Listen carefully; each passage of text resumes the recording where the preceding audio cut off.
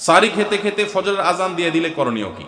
সাহারি খেতে খেতে যদি ফজরের আজান দিয়ে দেয় এবং ওয়াক্ত হয়ে গেছে, ওয়াক্ত মতোই আজান দেওয়া হয়েছে, আজান দেওয়া হয়েছে তার মানে ওয়াক্ত হয়ে গেছে, তখন আপনি খাচ্ছেন, তাহলে সেই রোজা আপনাকে আবার রাখতে হবে, এই রোজা হয় নাই। কারণ সাহারি খেতে হবে ফজরের ওয়াক্ত হওয়ার আগে আগে। ফজরের ওয়াক্ত শুরু হয়ে গেছে, তখনও আপনি খাওয়াতেই আছেন এবং গিলেছেন, তাহলে আপনার রোজা হবে না।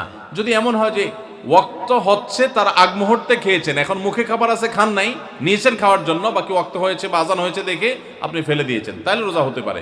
এখন দেখবেন যে ওয়াক্ত হওয়ার পরে কিছু খাইছেন কিনা, অল্প যদি খেয়ে থাকেন ওয়াক্ত হওয়ার পর, ধরুন আপনার 5:20 আজান হলো বা ওয়াক্ত হলো ফজরের, তা আপনি ঠিক 5:20 সময় অল্প একটু খেয়েছেন, এক ডুব পানি খেয়েছেন, বাস এই রোজাটা আপনার আবার রেখে দিতে হবে, কাজা করতে হবে। আমরা অনেকে যদি সাহারি খাইতে না পারি তাহলে আর ওই দিন রোজা রাখি না। অনেক লোক আছে বলে যে আজকে সাহারি খাইতে পারি না, এই জন্য রোজা রাখি না। তো সাহারি না খাইতে পারলে রোজা রাখবেন না কেন? সাহারি খাওয়াটা সুন্নত আর রোজা রাখাটা ফরজ। আপনার সুন্নত ছুটে গেছে, কোনো অসুবিধা নেই, সাহারি না খেলে রোজার কোনো অসুবিধা নাই। সাহারি খাওয়াটা উত্তম। নবী সাল্লাল্লাহু আলাইহি ওয়াসাল্লাম বলেছেন তাসাহহারু ফাইন্না ফিস সাহুরি বারাকা, তোমরা রাতের শেষ বেলার খানাটা, সাহারির খানাটা খাবা, এটাতে বরকত আছে, কল্যাণ আছে। দুপুরের খানায় বরকতের কোনো ঘোষণা নাই, অন্য কোনো খানায় বরকতের কোনো ঘোষণা নাই, কিন্তু সাহারির খানাতে বরকতের ঘোষণা আছে। এই জন্য আমরা সাহারির খানাটা মনে না চাইলেও অল্প স্বল্প কিছু হলেও মুখে দেওয়ার চেষ্টা করব, কারণ সেখানে বরকত আছে, কল্যাণ আছে। কিন্তু কোনো কারণে সাহারি মিস হয়ে গেছে, ঘুম থেকে উঠতে পারেন নাই, আজান হয়ে গেছে, তাহলে এই অজুহাতে রমজানের ফরজ রোজা না রাখার কোনো সুযোগ নাই। কষ্ট একটু বেশি হতে পারে ওই দিন, তাতে কিছুই হবে না, আমরা একেবারে মরে যাব না। ধৈর্য ধরা শিখতে হবে। ইমানদারকে আল্লাহ তাআলা সবর করা শেখাচ্ছেন রমজানের মাধ্যমে। এই জন্য ভাইরা, কোনোদিন সাহারি মিস হইলে ওই দিন রোজা মিস করা যাবে না। রাত 12টার পূর্বে সাহারি খেলে রোজা হবে কিনা?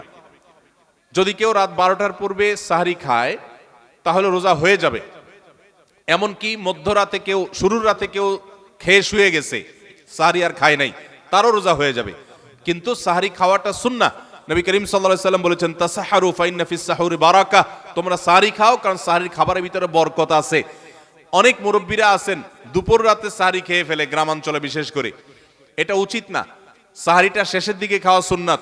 সাহারি খাওয়া শেষ হবে আর ফজরের আজান, এই দুইটার মাঝখানে 50টা আয়াত তেলাওয়াতের মতো সময় থাকবে, এটা হলো সুন্নাহ। অতএব সাহারিটা দেরিতে খাওয়া ভালো। কিন্তু যদি কেউ আগে খেয়ে ফেলে, রাত 12টার আগে খেয়ে ফেলে, রোজা হয়ে যাবে, সুন্নতের খেলাফ হবে। ভোর রাতে আমরা যখন সাহারি খাইতে উঠি, সাহারি খাওয়ার পর আমাদের মুখে রোজার নিয়ত করা লাগে। এটা আমরা অনেকে এখনো মনে করি, নাওয়াইতু আন আসুমা গাদান, এরপরে কি মিন শাহরি রমাদান। দেখছেন সবার কড়া কড়া মুখস্থ, মাশাআল্লাহ। হ্যাঁ, মাসনুন দোয়ার কথা যদি জিজ্ঞাসা করি তাহলে অনেকেই বলতে পারবেন না, কিন্তু যে দোয়ার কোনো ভিত্তি কোরআন হাদিসে কোথাও নাই, ওইটা সবার মুখস্থ।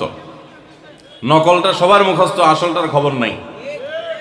রমজান মাসে বা রমজানের বাইরে কোনো সময় রোজার নিয়ত মুখে উচ্চারণ করা, এই যে নাওয়াইতু আন আসুমা গাদান মিন শাহরি রমাদান, আরো কি কি আছে, এরকম কোনো দোয়া পড়ার কথা কোরআন কিংবা হাদিসে কোনো নির্দেশ আমাদেরকে দেওয়া হয় নাই। আপনি সাহারি খাইতে উঠছেন কি জন্য?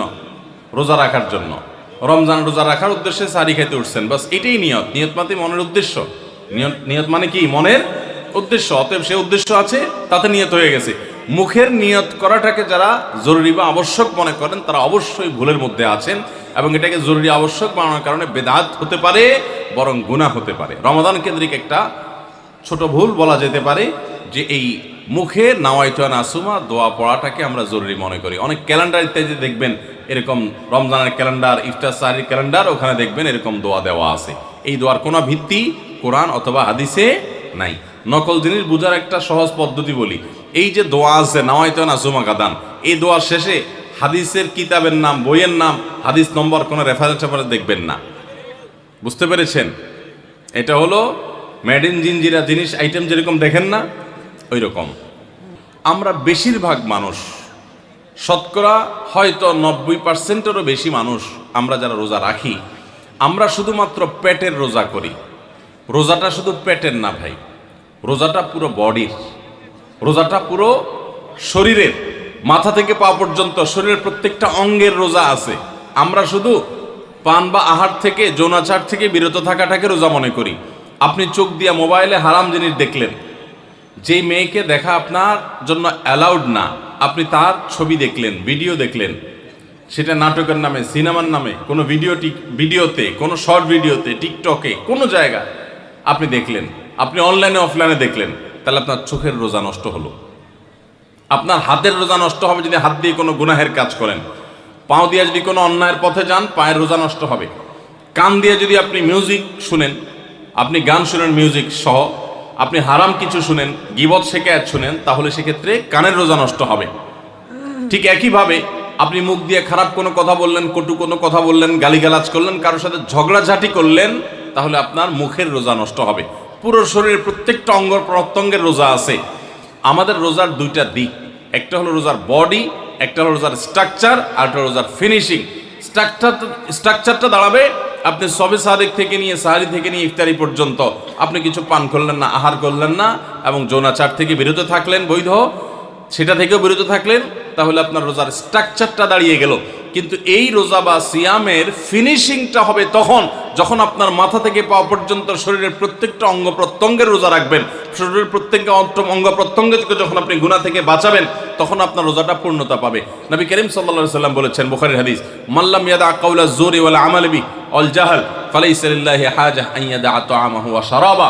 যে ব্যক্তি রোজা রেখে মিথ্যা কথা বাদ দিল না, রোজা রাখছে আবার মিথ্যা কথা বলে, আবার যে ব্যক্তি মিথ্যা কাজ, প্রতারণা, 2 নম্বরে এই সমস্ত বাদ দিল না রোজা রেখে, যে ব্যক্তি মূর্খতা সুলভ কাজ করলো, এই ব্যক্তি রোজা রাখে উপবাস থাকায় আল্লাহর কোনো ঠেকা পড়ে নাই, অর্থাৎ তার নিজের কোনো লাভ হয় না, তাহলে এটা উপোস থাকা ছাড়া আর কি।